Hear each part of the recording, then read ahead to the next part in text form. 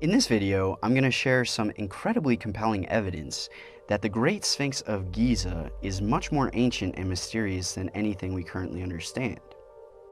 The Sphinx is generally thought to have been built around 4,500 years ago by a pharaoh named Khafra. However, according to a significant body of scientific research and geological evidence, the Sphinx is at least twice as old as currently believed. This would mean that the Sphinx is thousands of years older than the ancient Egyptians and thousands of years older than human civilization as we know it. And while this evidence is controversial, it adds to the mystery of the Great Pyramids and other enigmatic sites found around the world, which collectively suggests that we are missing huge chapters from our understanding of human history. Is it possible that these mysterious sites around the world were created by advanced builders of the ancient past who we now have no knowledge of? If that is the case, the Great Sphinx could unlock phenomenal new discoveries about life on Earth and our place in the cosmos.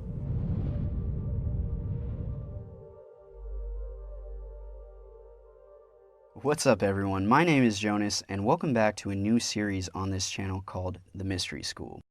Now the Great Sphinx is an amazing structure to say the least. It is known as the oldest sculpture in Egypt and it's believed to depict the face of a pharaoh named Khafra on the body of a lion. What's interesting though is that the head is clearly not in proportion to the size of the body, meaning it was likely recarved at least once. And it's a mystery what this head originally looked like. In the 1990s, researchers John Anthony West and Robert Schoch introduced some astonishing evidence now known as the Sphinx water erosion hypothesis. Some of you may already be familiar with this idea, but let me explain why this is so revolutionary.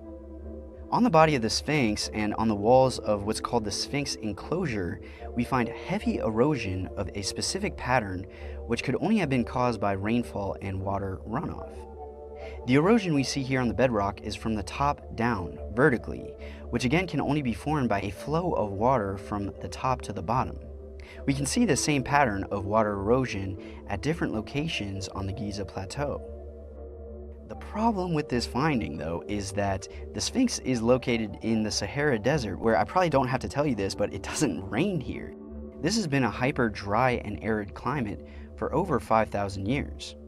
I first went to see the Sphinx in 1990, and I noticed immediately that there was a disconnect because the weathering and erosion that I saw on the Sphinx was not compatible with Sahara Desert hyper-arid conditions. My initial estimate was 5,000 to 7,000 BC. This was very, very radical at the time.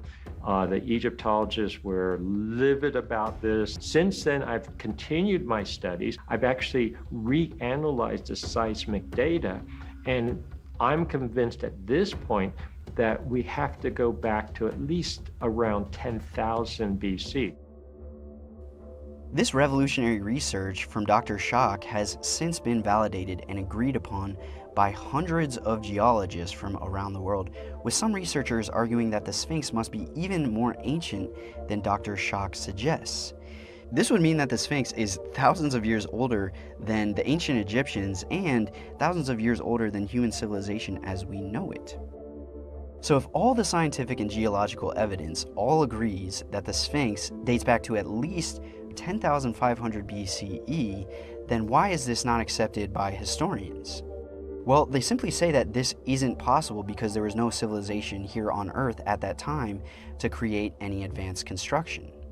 However, recent discoveries of Göbekli Tepe in Turkey dates to this exact same time period, 10,500 BCE, and another site called Gunung Padang Pyramid in Indonesia dates to 22,000 BCE. Look this one up, guys. This is simply incredible, but undeniably these newly discovered ancient sites prove that there were humans capable of enormously advanced construction a long time ago. If the ancient Egyptians weren't responsible for building the Sphinx, then who was? It's interesting to note that there are numerous entrances around the Sphinx, most of which are not accessible to the public, and there are many legends about the hidden tunnels and chambers beneath this structure. Researchers have drilled into the bedrock around the Sphinx and actually confirmed that there are indeed underground chambers underneath this monument. And Robert Schoch himself conducted seismic studies which detected a large cavity or chamber under the front paw of the Sphinx. What is contained within this underground cavity beneath the Sphinx? And why isn't this being publicly investigated and discussed? I mean, just think about the discoveries that we could make just by looking inside this chamber. An amazing little detail here is that almost 100 years prior to the discovery of this underground chamber, Edgar Cayce, who was world famous for his remarkably accurate psychic abilities, specifically stated that there is a hidden chamber underneath the front paw. I mean, how could he possibly have known this? He did also claim that this chamber was a hall of records, which contained the records of the true builders of the Sphinx, the pyramids, and other mysterious sites around the world. Is this all evidence of lost civilizations, of highly advanced builders from the ancient past who we now have no knowledge of? If that is true, these ancient mysteries could unlock phenomenal new discoveries that open our minds, expand our consciousness, and help humanity awaken. And here on this channel, that's what we're all about. So what do you think about all this, guys? Please leave your thoughts in the comments below, and I'll see you in the next video.